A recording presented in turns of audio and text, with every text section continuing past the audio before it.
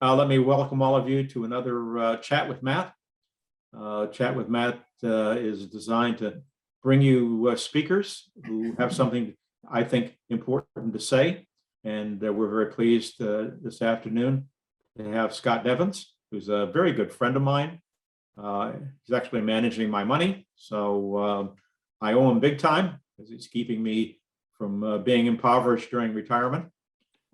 Scott, I'm going to pretty much turn this over to you. I'm just going to be asking you questions from time to time, but you've done so many presentations. I'm sure this is you don't really even need me here.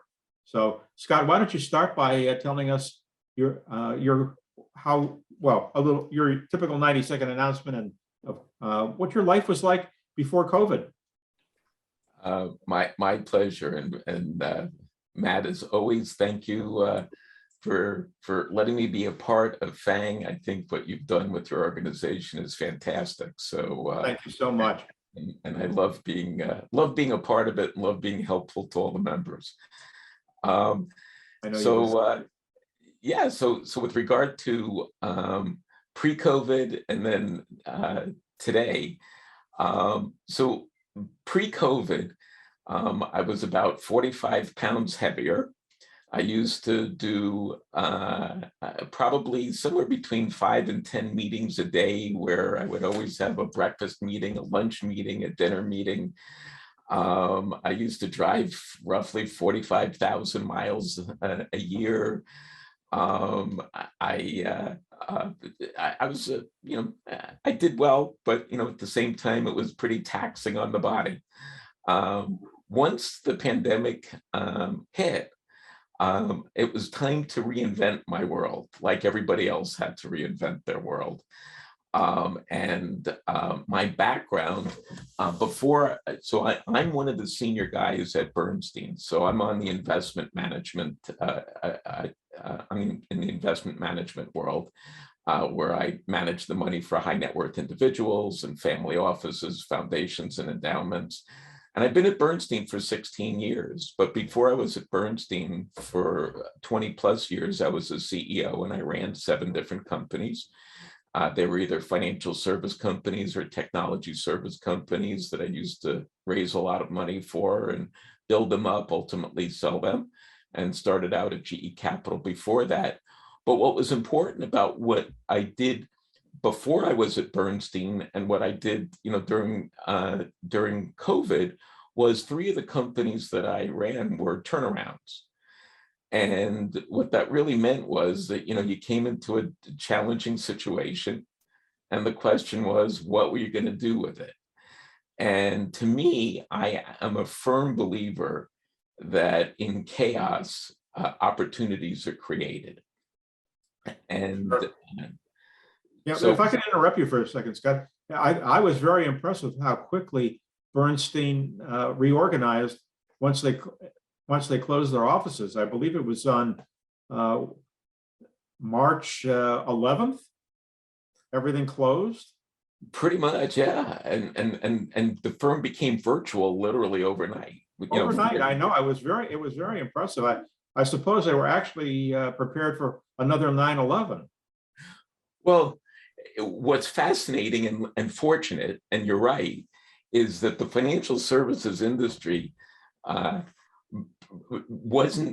didn't prepare necessarily for a pandemic, but the years following 9/11, most of the financial services companies got themselves to the point where they could actually operate virtually. And lo and behold, in literally, a matter of days, the 4,000 people at Bernstein globally were all operating virtually. And by the way, still to this day, I know. 95% of the we're now into the 3rd year. It's pretty amazing. Yeah. So I looked at the virtual world and I said, this is an opportunity to do something really very different. If I look around the room, and one of the things that Matt even had mentioned at the beginning of the conversation, which was, to ask people to turn on their cameras, because I think it's important, if you go back to before the pandemic, the virtual world was something really new to everybody, including me. I mean, I probably did a half a dozen meetings before, in the virtual world. But when the pandemic hit, all of a sudden, the virtual world became, our day-to-day world. And so what I decided to do was I actually invested a lot of time, energy, and money, and actually built 2 TV studios.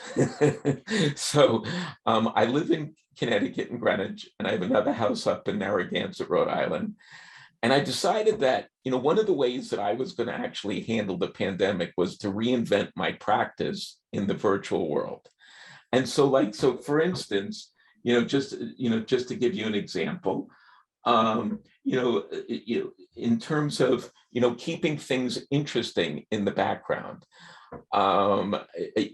This, by the way, in the background, happens to be, you're looking at birds in like in the rainforest.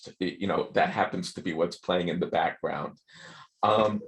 When I give a presentation, as an example, I am a part of the presentation. I'm not, when people do screen sharing and they become this little box off to the side and they're disconnected from their presentation, I have a real problem with that, because I think it's really important that I be engaged with the audience. Sure. That's a problem with PowerPoint, Scott. All the people who are very focused on PowerPoint, and they just moved, even up to this day, they've just moved online, and they're doing PowerPoint presentations, and there's this disembodied voice up in one corner. I think it's terrible. When you were doing in person, you were that your slides were there for sure, but you were the presentation, and people only glanced at your slides. That's exactly correct. And so animation became something of interest to me. I mean, I never really did it much in the way of animation, but if you want to see like some cool things that, so as an example, my marketing group, when they saw this, that, I created a clay figure that's juggling our firm's logo, as an example. Or, I have a puppy that I just got, and this is Ollie playing in the snow just 2 weeks ago when we got that snowstorm. And the amazing part, and the reason why I do these kind of things, is not for gimmicky, to make it gimmicky. It's the goal of the virtual world. And one of the things that Matt asked me to talk about today was, how do you network in the virtual world, and is it effective? And I will tell you, in terms of networking, I've lived my life networking, right? With all the meetings that I did, I'm on 10 different boards. If Matt and I met each other 20 odd years ago at ACG, Association of Corporate Growth. It's a networking meat market, basically. But I would live my life, in that world of interacting with people. And the question was, well, when that stopped, what was going to happen? And I will tell you, I've actually made networking even more effective in the virtual world than in the in-person world. How so? So, as an example, now I'm gonna kind of, in the next half hour or so, and then we can make it as interactive as you guys want. That'd be great.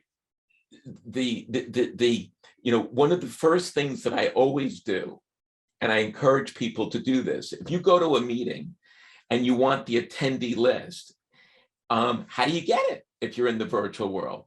Well, you have a camera. You could take a screenshot, or you could hold your camera just below the screen and you can take a picture of the screen. Well, you're getting the names of the people, you're getting the pictures, and magically you wind up with the attendee list. Now, one of the things that happens during a networking meeting is that you have a presenter typically, like, I'm the presenter today. I hope you're paying attention to me, but when you go to a networking meeting in the virtual world and you have a presenter, this is your time to do master networking. When I used to go to an ACG meeting with Matt, I wouldn't be one of the ones who would sit down and listen to the presenter in the meeting. I would stand in the back of the room with all those other people who were there to network and meet other people, still hear the presentation, but meet people.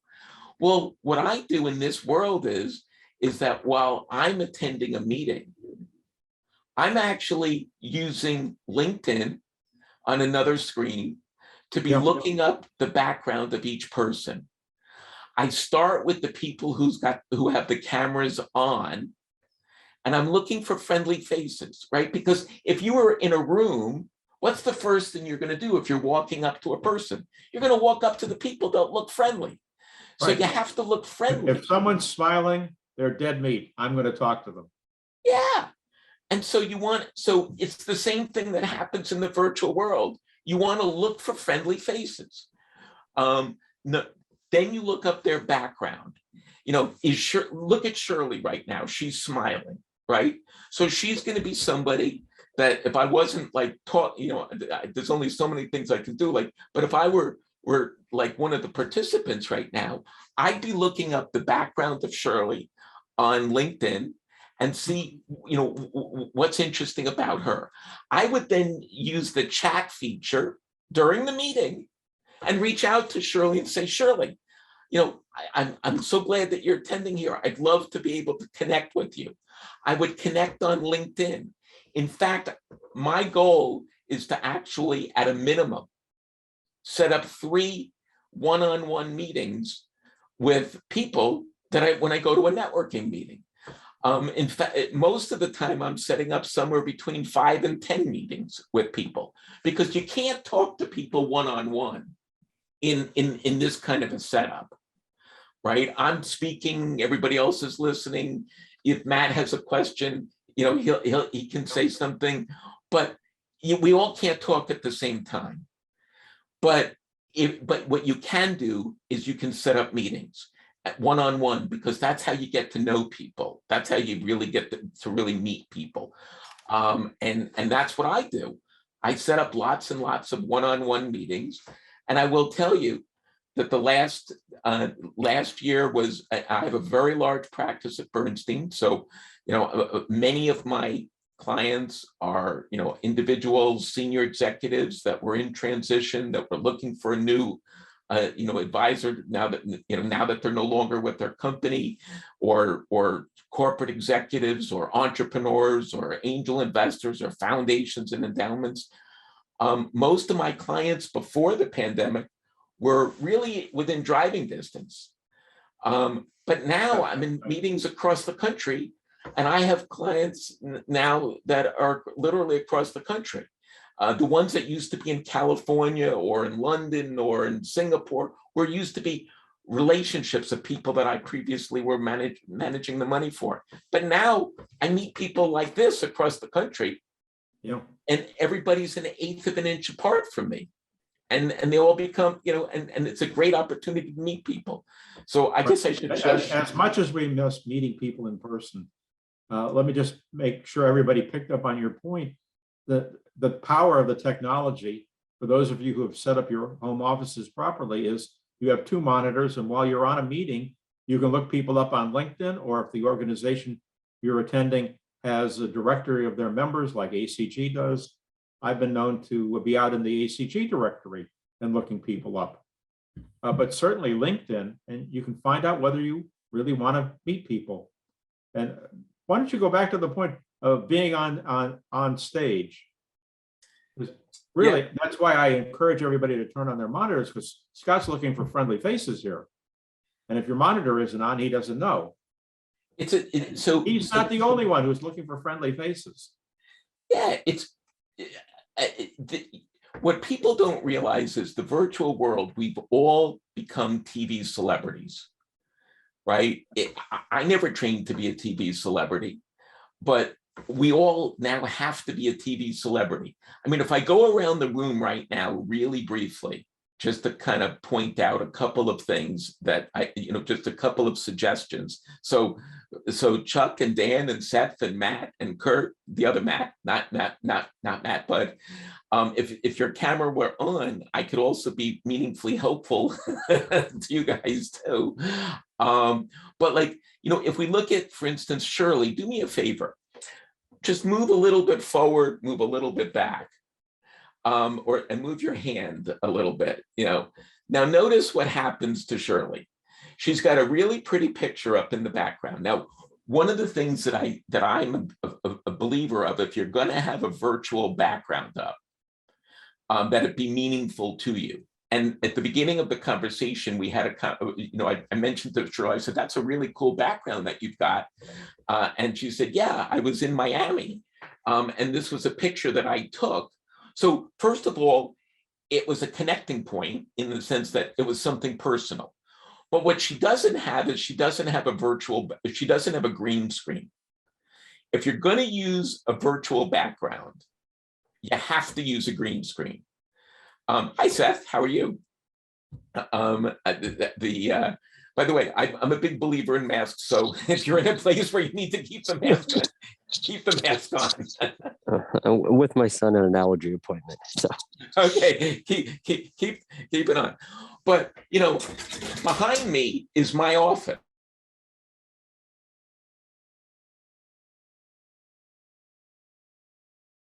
Maybe you shouldn't have done that, Scott. You froze.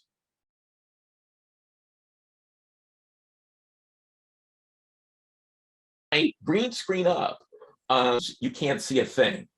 What's the difference? Well, the difference is a couple things. Number one, I have a green screen up in the background. By the way, a green screen is nothing more than literally, if you go out to Amazon and you look up green screen, they range in price from about $25 to $100. And all it is, literally, it's a green screen. And what it does is not really a very high-tech solution, right? It's not a high-tech solution, but the ultimate low-tech solution. Yeah, and what it does is it gives the camera, it gives Zoom the understanding of what's going on behind you and where you are, and so the disappearing arms go away because the focal point of your background is now known to Zoom.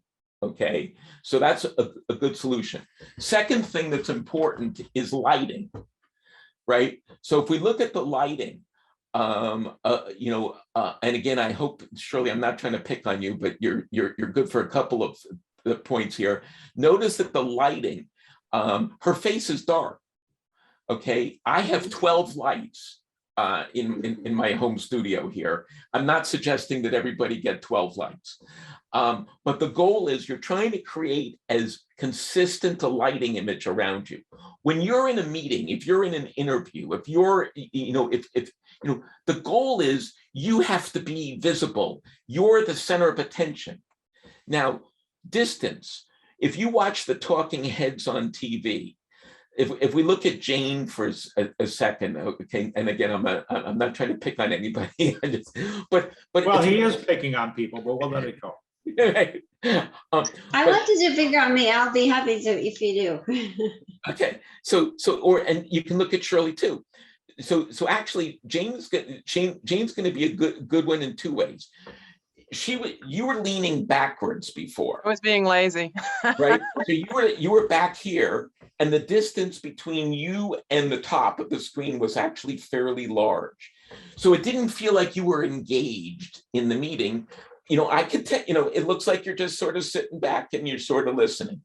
What we're trying to do in the virtual world is make it so that it feels like we're both sitting on the opposite side of the same table, so that we're engaged with one another. And if you look at all the talking heads on TV, there's about this much distance between them all. You have no idea who's short, who's tall. Everybody's literally the same height. But the goal is to try to make everybody feel at ease, to try to make everybody feel equal. And so if you're in when you're in an interview with people, you want to make the other person on the other side of the table feel feel like you're just sitting opposite them. Now, this group is actually pretty good. Seth, I'm going to pick on you, but you've got a good excuse because you're sitting in a doctor's office at the moment. But well, actually, I guess he's going to an appointment. But if you noticed where he was using his phone, and so the camera was upwardly looking at him. So we on our side were looking down at him. The goal is you want the camera to be at eye level with you, right? So if I'm down here, or if I'm up here and I'm looking down at you, right? So where Seth is right now, thank you for thank you for playing this game. What happens is that we all feel a little uneasy. I call it, being a parent or being a child. When the parent is looking down, the child is looking up. The goal is to be, on an even playing field. So the magic of this is to keep the camera lined up with your eyes. Now, my camera is actually on a movable track. If I move my camera to the middle of the screen right now, right, and if I'm looking at Matt, like if Matt were, if I were trying to, which happens quite often, I'm sitting here, I'm looking at Matt, right? But it looks like to you, everybody on this call, that I'm looking off the screen. If we look at Jane as an example, she's looking up at me on the screen right now. So for us, it doesn't feel like we're looking directly at Jane. Jane feels warm and fuzzy because she's looking at me, but we don't feel warm and fuzzy because she's not looking at us. So I actually have a movable camera, and I move my camera to wherever the people are that I'm actually speaking with, so that I feel warm and fuzzy by looking at them. They feel warm and fuzzy by looking at me. All right.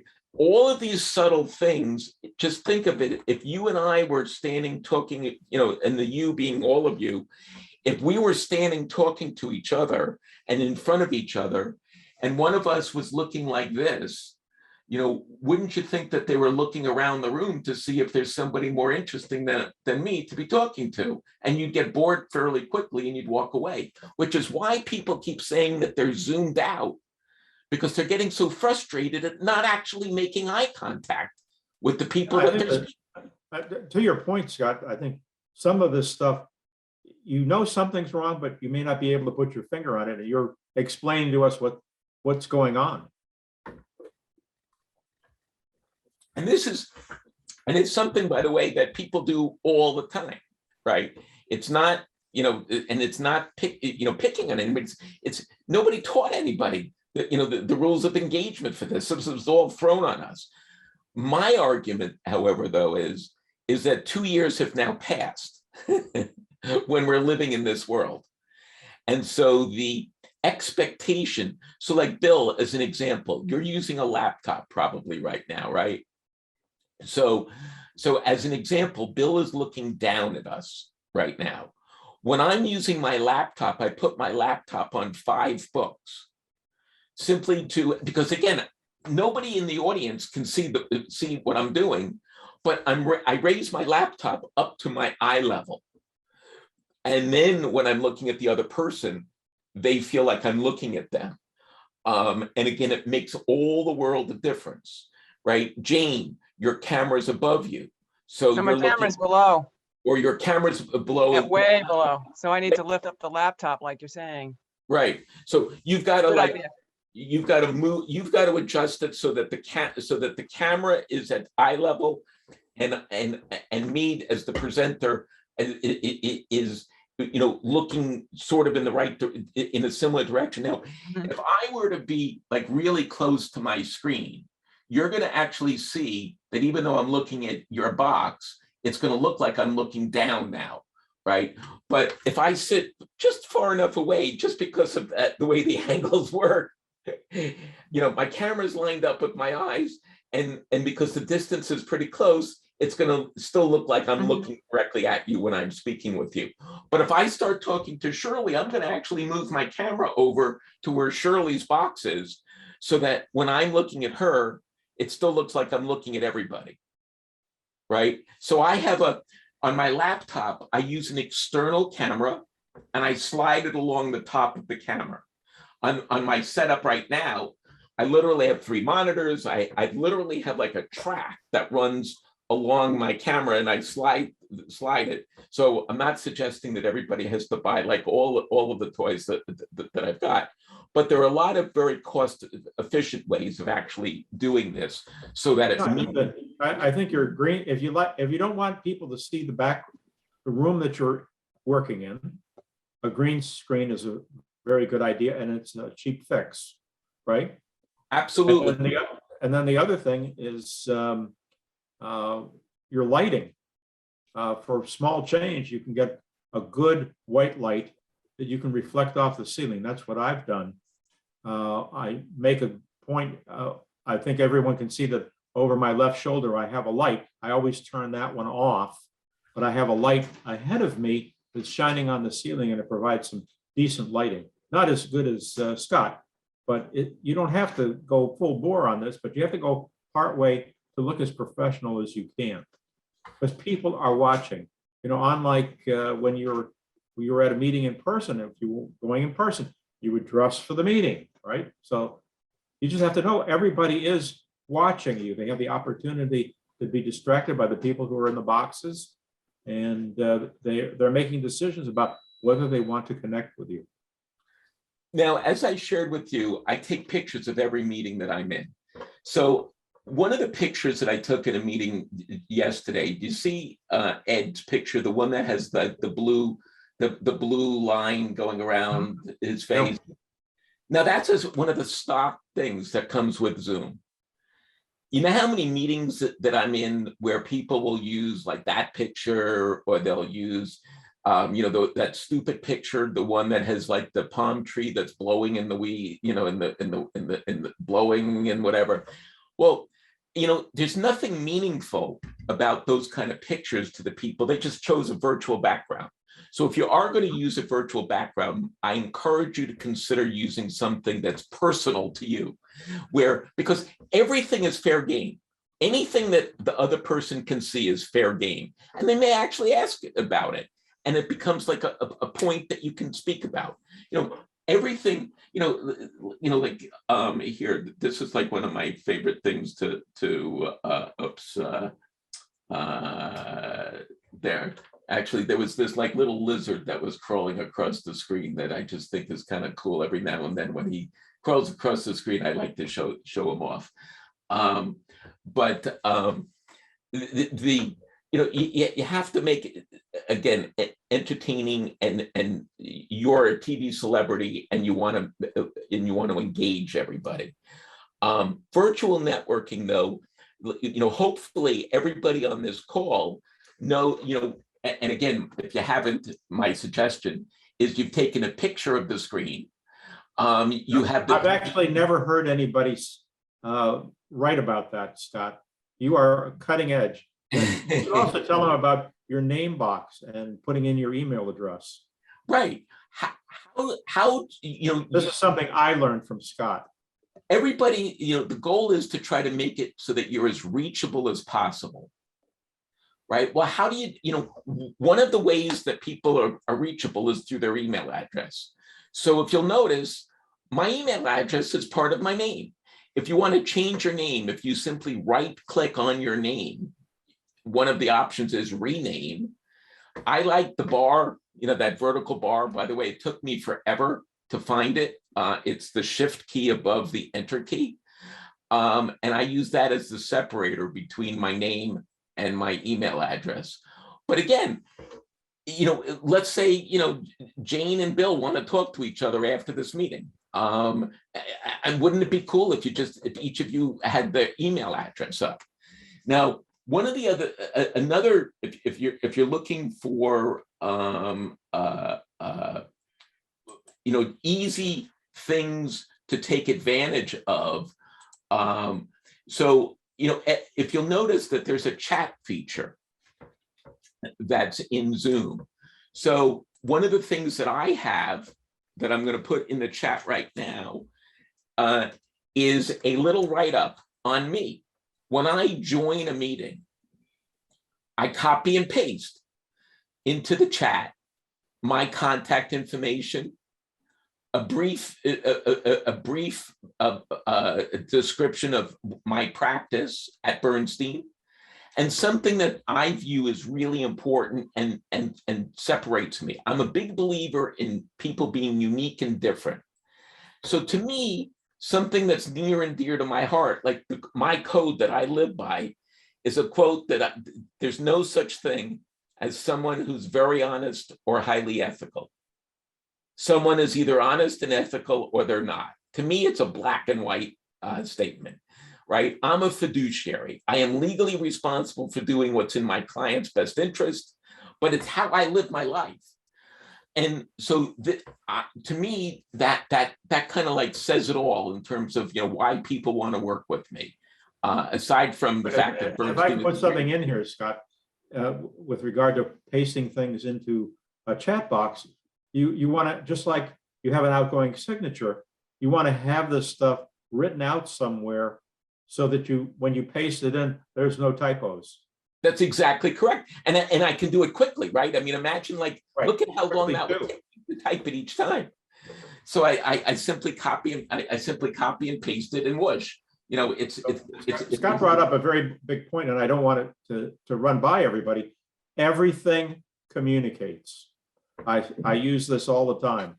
Everything communicates. Your background communicates. If you're using the same background as everybody else, that is a subtle message.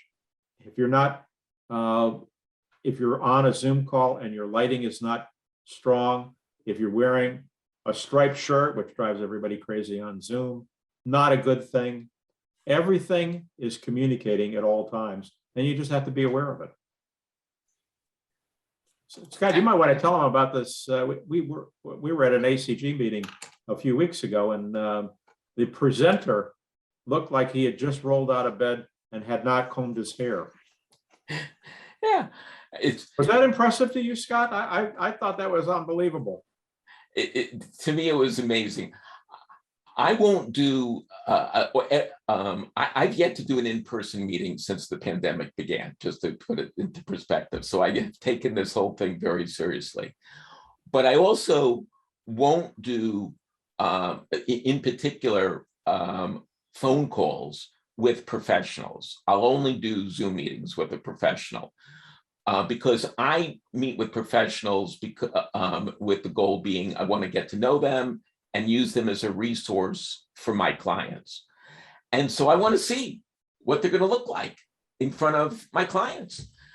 In fact, I mentor an awful lot of senior people in transition and senior executives, and I'll only do it if the camera is on in Zoom, because everything you want to coach people in is, and by the way, this is not a business, so this is I mean, I do this because I like to help people, but I do this because I want to be able to point out everything that I possibly can that's likely to not be as presentable when somebody is actually in front of somebody where it's going to count for their meeting to go well. And I want a professional to look professional. I want a candidate to look professional. I want to see their environment. I help an awful lot of the kids of my clients, and often, they'll turn on their Zoom thing and their unmade bed is going to be in the background. Like, you've got to be kidding. Everything communicates. And you're going to be in an interview. And then I'll always love, they'll come back and they'll say, well, if I were in a meeting with, for a job, I would have done this. I said, excuse me, but I'm the gatekeeper for that job. And you've just proven to me I'm not about to introduce you to them, because it's a discipline, Scott, right? Absolutely. When I was chief financial officer, or in various jobs working for the great corporation, the rule is anything that comes off my desk has to be perfect. I don't do any sloppy work because you just never know. Everything is a reflection of what you do and how you look, how you dress. wearing a t-shirt, however you would have met with somebody in person is how you should be considering meeting with them in Zoom, because this is our life right now. I mean, this is, like it or not, this is our life. I don't know how you feel, Scott, but I'm at the point where I almost refuse to take phone calls. Anybody calls me, I say, well, why don't we Zoom? I'll send you a link. Yeah. And to me, and again, you should comment on this. To me, I have two advantages. I have a very slight hearing loss, and I'm talking to people on cell phones. On Zoom, the voice is better, and if they're talking, there's these proverbial low talkers, I can turn the volume up, and I can read lips. So it's much better to just arrange a Zoom. And the other day, I had somebody call me that I wasn't expecting, and I'm kind of chagrined. I wasn't really dressed for the day like I am now, right? I was wearing a sweatshirt kind of thing. Yeah, I mean, I think that it's. I also think, and again, I'm sort of like old school. I grew up the IBM way of white shirt, suit and tie. Polish your shoes, never go into a meeting where you're not. So that was sort of how I grew up. And so my level of expectation is that when I interact with people in the professional world, that's sort of my take. Now, I will tell you, my oldest son, who's 35, is actually making me a little crazy today, because he's actually on a plane to Madrid, because he's a creative director for an advertising company, and they're shooting something in Madrid tomorrow. So I'm a little nervous about him actually doing, flying somewhere in this world. But, in his world, they don't wear suit and tie, and it's actually frowned on. But in the financial world, where we're all a part of, it's pretty, business, business attire is generally the way to go. My youngest son is starting with the New York Mets on February 1st. He was a sports management major. And so yesterday he was on a meeting. It was interesting. Yesterday he was on a meeting. Steve Cohn, the owner of the Mets, was presenting. And so my son in advance said to me, well, what do you think I should be wearing for this meeting? And I said, well, I don't know what everybody else is going to be wearing, but, if nothing else, you should look, at least business casual kind of look and feel, because and it turned out that most people on the call were wearing like just a t-shirt or whatever. So if nothing else, you're never going to get in trouble for being overdressed. You will, get a second look. You'll not be regarded, I don't think, as well. And there's that famous saw, you never get a second chance to make a good first impression. Yeah, first impressions matter. Very much. Why don't you talk a little bit about the volume of contacts you've been able to make, and how you've been able to increase that, because you weren't driving between appointments. I mean, I used to do 5 to 10. Breathtaking, isn't it? It's amazing. I used to do 5 to 10 meetings a day. Now I do, 10 to 20 meetings a day. I had a meeting that literally ended 5 minutes before this one, and I have a meeting that starts immediately, after this one is over, and there's no downtime. It's a great thing. We live in a great time, Scott. It's an incredibly efficient way. Now, it's exhausting. I will tell you, I'm tired at the end of the day. I talk a lot, and I am in a lot of meetings, but you can be meaningfully more effective. And if you're looking now also for new opportunities, right? If you're in transition, jobs are no longer just where you are. I mean, the world is basically going, hybrid/virtual. So that's one of the big things that's being negotiated these days is, how many days do I actually have to be in the office? And one of my observations is that people only went to offices pre-COVID because that's where all the equipment was. And it was kind of subtle, like your company's transformation in just one day. Most people, they don't realize they're in the office, they're connecting to in our case, accounting systems, you could be anywhere. It's a great thing. And so well, I guess it's done two things. It's increased the competition for local jobs because now people from outside of the area can compete for them, but it's opened up the door for people in the area to also be looking for opportunities that are anywhere. So, Scott, when the office is emptied out, what equipment did you already have in your home office? Well, me personally, so I'm currently now on generation 3 since COVID started. So Yep. our office had the only device that I was using actually before all of this was my iPad, because our office had gone to using Citrix, which basically meant that you had a virtual desktop. I would connect my iPad to a larger screen when I was in my home office, and that's literally all I needed. But then I played the world of Zoom. Now, in the world of Zoom, using an iPad is not a good device to use. And the reason for that is that the camera is off to the side. So I would talk to people, I'd be looking at them, and one of my larger clients, when I was having a conversation, I said, if we were in person, I was talking right, in the February, March time period, if you go back, to 2020, when the world ended, for a short period of time and the world closed down, you'd have a lot of conversations. And I said, well, wait, I'm looking right at you. He said, no, you're not. You're looking over my shoulder. And I said, okay, that was the icing on the cake. And I went out and purchased a laptop. Why? Because on an iPad, you can't use a removable camera, and I couldn't get the camera to be smack in the middle and to look off to the side while I'm looking straight. I was having a hard time. And then I went to generation. To be as natural as possible. That's exactly correct. So generation 3 is because I mentor an awful lot of CEOs. There's a guy by the name of Garen Perkins who was running a company down in Tennessee, and his company is called DeskRig.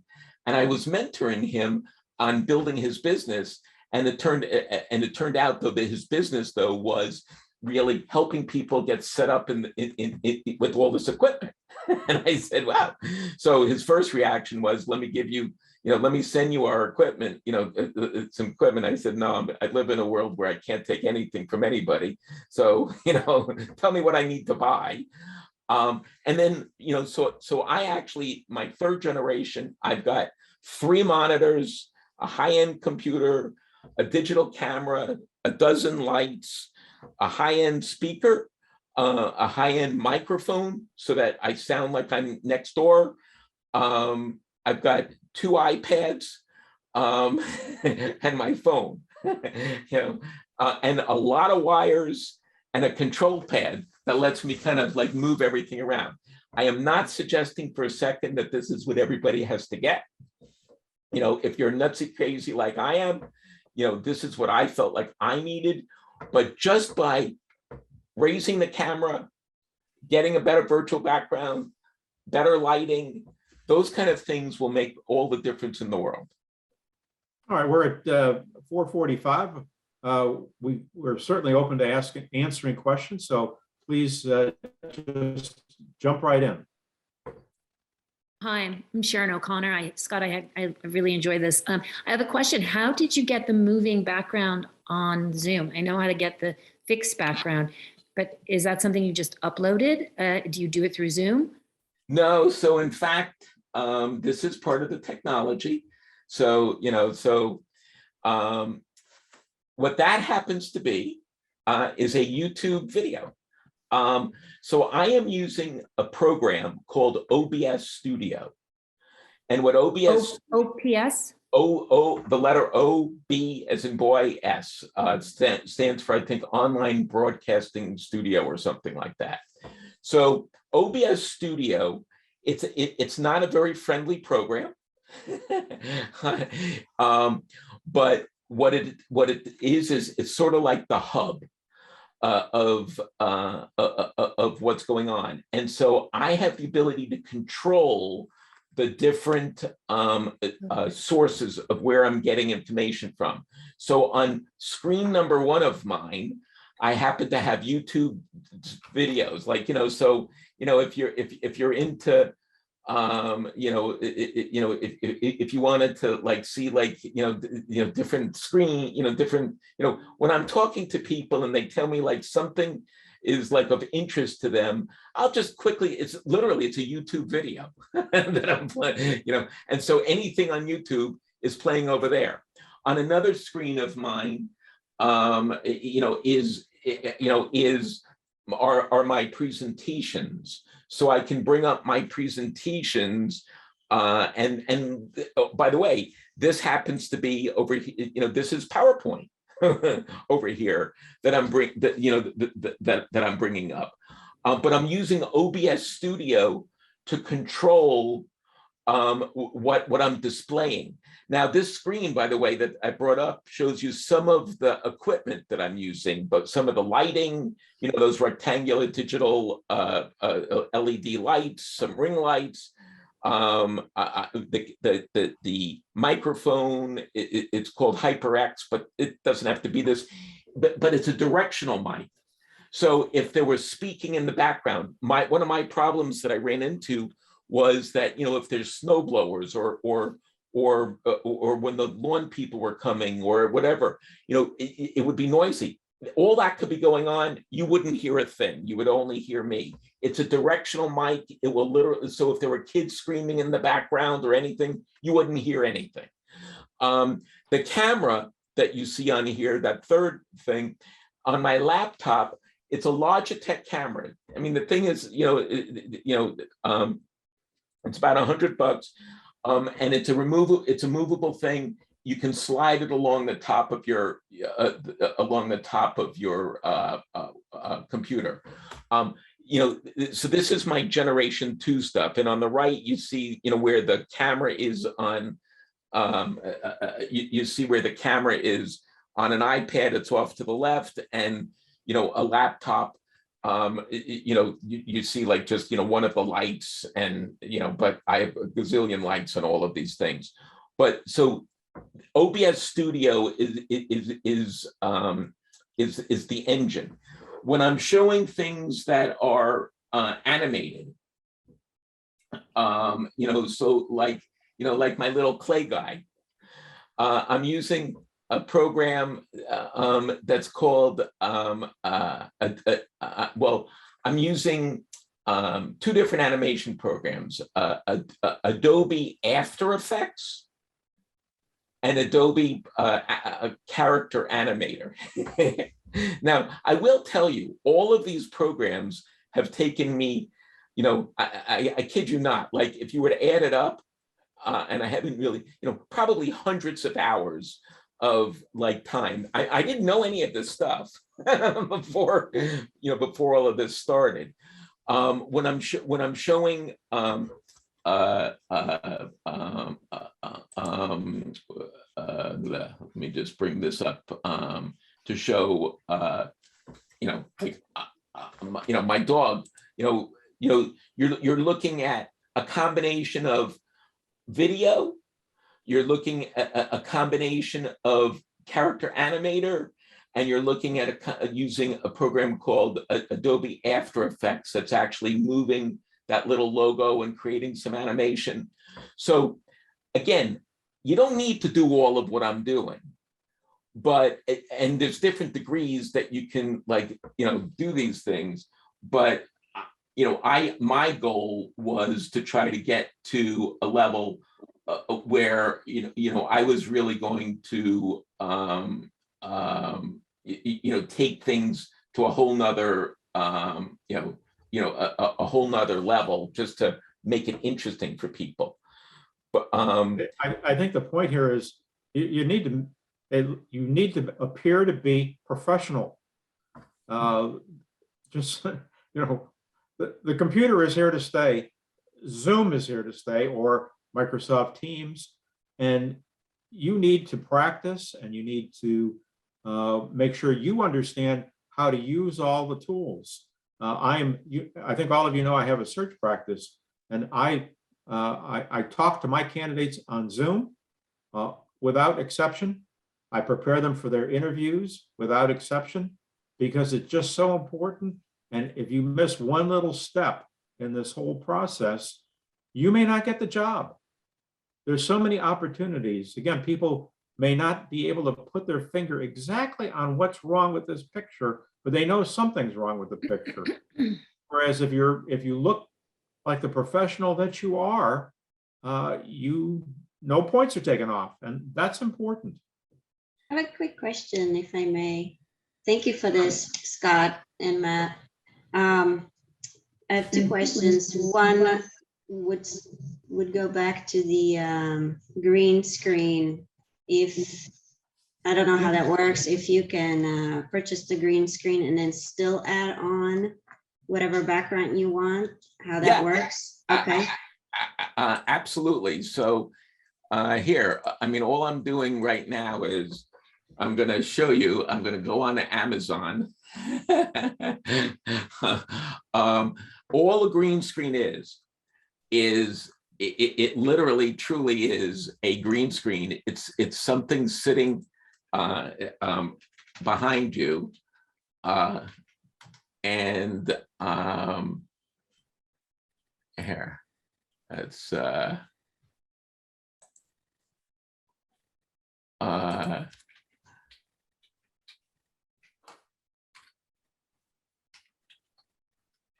here, so basically, here, so I'm just going on Amazon, I'm looking up green screen, and when you look up green screen, all a green screen is literally it's a green screen. And you know, they range Literally, in, that's simple. they range in price. Like here, this one's $18, you know, $19. They all do the same thing, by the way. And what happens is that, you know, the kind that I would recommend getting is you want one that's going to have like a little stand when you get it, like just because, you know, like this one is $44. So see how it has like a little stand behind it. And all that's happening is you're clipping the green screen on top of it. And now what'll happen is if you in Zoom, it'll ask when you choose your virtual background, just say that you also have a green screen. And then what it'll stop doing is it'll stop like you distorting you, but you will need, green screens need a lot of lighting, right? So you need more lighting than you currently have because your face is currently dark. So you're going to need to get some additional lighting because the green screens suck up the lighting. So if let's see, look at my right hand over here for a second. See how there's some fuzziness right now, right around the bottom where my hand is. There's a little gray area. All I did was I turned off one of my 12 lights, right? And now I turned it back on. Now that light is not facing at me. That light is just lighting up the green screen behind me. Green screens like a lot of lighting. I see. Understood. Well, that's super helpful to know. I had no idea. Yeah, and I think my second, Shirley and everybody on the call, you know, everything is on Google. Okay, so now that you know something exists, if you type the right words into Google, you can get a step-by-step instruction on how to set it up on Zoom. Sure. Right. No, that's super helpful. The problem is knowing that something exists. Exactly. You know, exactly. you Google it. There's probably a YouTube video available to you on how to set it all up. I can't even begin to tell you how many hours of YouTube videos I have watched on Obs Studio, on all these programs. I mean, really, I mean, it's the most amazing thing. I mean, you can learn anything. You could get a step-by-step on just about anything. It's amazing. That's super. My other question was, as I'm noticing lately, and I don't know if it's weather related in Houston, but my Wi-Fi is not reliable. Even though I've had the provider come here twice to check the quality, speed, and everything. They said, you're on top of everything of our technology. You got everything. So why am I not having stability? There's a tool that you can download called Speed Test. Yep. Mm. And if you have two monitors, or you can open up a window and have it running. And at the moment you're experiencing a problem, you can check your speed test. Yeah, It's probably your internet service provider. It is, and supposedly nothing can be done about it. They've said it's. No, on my street, this meeting has been great, but usually my internet gets unstable at some point during a 1-hour meeting. I would hate for it to happen during interview, right? So. yeah, It happens and people understand, it's like the commercial about the cell phones. Can you hear me now? Yeah. No, 'cause, you're not standing directly under a cell tower. Yeah. People understand these things. The technology is fabulous. I have a national search practice. I never met my clients. I never met my candidates. And telephone calls, as I mentioned earlier in this session, I have a very slight hearing loss, and sometimes what they're saying isn't clear. On Zoom, at least it's 100% better. Not perfect, but 100% better. And again, the tools in today's world are amazing. If I had to record this meeting, if Scott came down to Westport and spoke at the Westport chapter, which was at Temple Israel here, after he finished talking, this meeting would be lost, right? Scott would invest some time. I would invest a lot of time, and it would be gone. I'm recording this meeting, and it'll be available to anybody who missed it. That's very powerful. We live in a great time. We're at 9:59. I don't like to hold people past our meeting time, and Scott says he has another meeting. But if there's a last question. I just have a comment for Shirley. I have an Orbi, the network router that kind of boosts your signal. So if you don't have one of those nearby, or if you're not near your source of your Wi-Fi, that may help with ensuring that you have continuity. Oh, Yeah. what's it called? An Orbi, it's a booster. It's an internet booster. Thank you for saying that. I appreciate And that. Shirley, depending on the complexity of your setup, Okay. we have, I believe, in this house, we have probably 6 computers and 2 TV sets going at the same time. So my computer happens to be plugged directly into my router, and it's sitting on my desk, and other computers in the other part of the house are connected, wired to the router. Okay. We've upgraded the router a couple of times in the last 2 years. Good to An know. old router, if you're on a router, that may be it might be smart. And you're talking about things that are $100, $200. Right, not too bad. Exactly. Super helpful information. Thank you all. Compared to your annual income, and you're looking for a job, it's not much money. I have 2 Sony TV sets, flat screens that are over 10 years old, and the TV set was working, but the software in the TV set was old, right? The apps in it were old. For $49 on Amazon, you can get a Fire Stick, and it replaces all the software in the TV set. Wow. That's the times we live in. Yeah. Technology is relatively cheap. Spend a couple bucks on yourself. Go there. Got any closing comments? No, other than the fact that I'm always available. Please take my name, my email. It's in the chat as well. I mean, probably everybody knows, but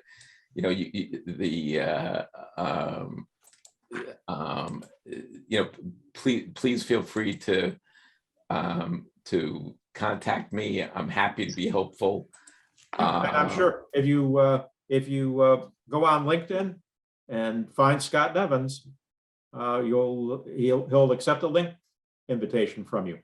Yeah, absolutely. And whether it's networking or if I can be helpful in the investment world, I'm happy to be doing that as well for folks. Bernstein's a wonderful firm and been there a long time and know what I'm doing. But this is really all about just helping you guys be, better at what you're doing in terms of, presenting yourself. So I'm always here and available, and take me up on the offer, and I promise you I will get back to you. All right. Well, I want to thank all of you for joining me on Chat with Matt. I especially want to thank Scott Nevins for taking the time out of his busy schedule to be here today. And in a few weeks, we have another Chat with Matt. Mike Lorelli will be talking about board positions with private equity groups. And I hope you'll join us then. Again, I'm recording this meeting, so it'll be available. If you like what you've seen, if you look for it on our website, you'll find it there, and you can tell your friends and neighbors about it. Thank you, and everybody stay well.